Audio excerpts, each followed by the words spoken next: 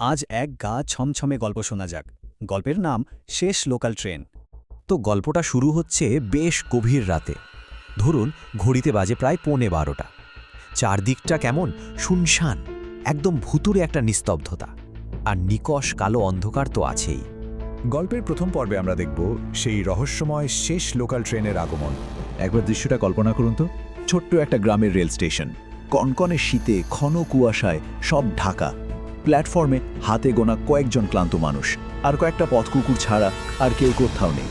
অদ্ভুত একটা নীরবতা। আর ঠিক সেই সময়েই স্টেশনের ভাঙা লাউডস্পিকার থেকে একটা ফ্যাসফেসে আওয়াজ ভেসে এলো। ঘোষণা হচ্ছে শেষ লোকাল ট্রেনটি প্ল্যাটফর্মে ঢুকছে। গলার শটটা শুনলেই কেমন যেন গা শিরশির করে ওঠে। আসলে এই শেষ ট্রেনটা নিয়ে গ্রামে একটা পুরনো গুজব আছে। লোকে বলে এই ট্রেন নাকি শুধু মানুষ নিয়ে যায় না, মাঝে মাঝে এমন কিছু কেউ নিয়ে আসে যা ঠিক আমাদের এই জগতের নয়। আমাদের গল্পের যে মূল চরিত্র রাহুল, সে বেচারা কাজ সেরে ফিরছিল। বাড়ি ফেরার জন্য এই ট্রেনটা ছাড়া তার কাছে আর কোনো উপায়ই ছিল না। কাজেই তাকে এই ট্রেনেই উঠতে হবে। গ্রামের এই সব গল্পগুজব রাহুলের কানেও এসছে আগে, কিন্তু ও এসবে একদমই পাত্তা দেয় না। মনে মনে নিজেকে বলছিল, থু, এগুলো সব গায়ের লোকের বানানো বাজে কথা। কিন্তু ও কি তখন জানতো কি সাংঘাতিক বিপদ অপেক্ষা করছে ওর জন্য? তো রাহুল ট্রেনে উঠে পড়ল, আর এখান থেকেই গল্পের দ্বিতীয় পর্ব শুরু। কামরার ভেতরের সেই দম বন্ধ করা অস্বস্তি।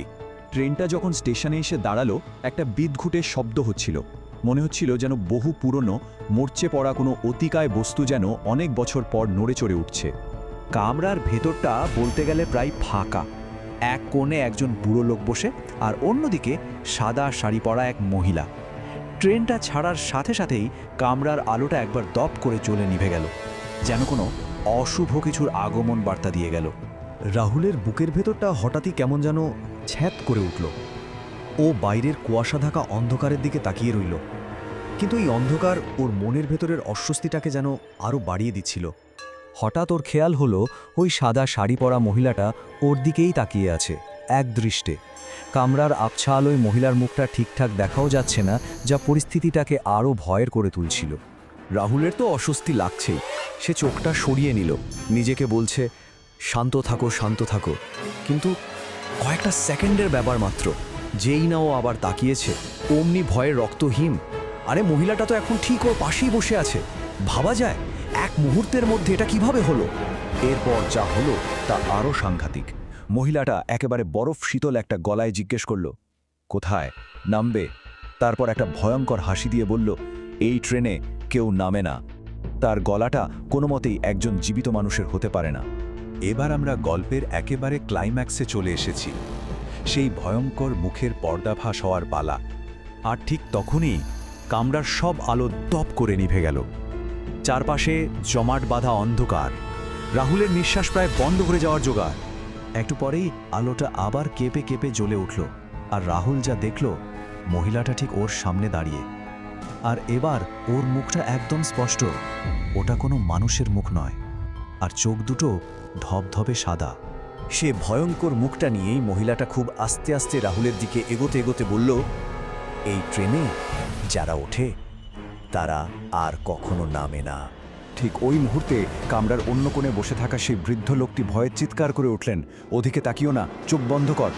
কিন্তু এই সতর্কবাণী কি রাহুলকে শেষ পর্যন্ত বাঁচাতে পারবে?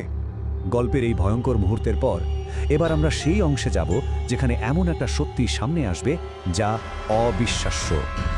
বৃদ্ধের চিৎকার শুনে রাহুল চোখটা খিঁচে বন্ধ করে ফেলেছিল।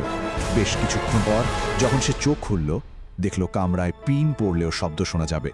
সেই মহিলা বা সেই বৃদ্ধ কেউ নেই, ও একদম একা। ট্রেনটা পরের স্টেশনে থামতেই রাহুল প্রায় লাফিয়ে নামে, সোজা দৌড় লাগায় স্টেশন মাস্টারের ঘরের দিকে।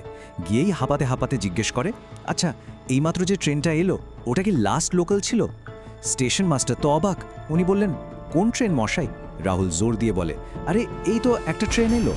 আর তখনই স্টেশন মাস্টার যা বললেন তাতে রাহুলের পায়ের তলার মাটি সরে গেল। উনি বললেন, এই লাইনের শেষ ট্রেন তো 10 বছর আগেই বন্ধ হয়ে গেছে। গল্পের শেষটা এখানেই। কি হলো তাহলে রাহুলের?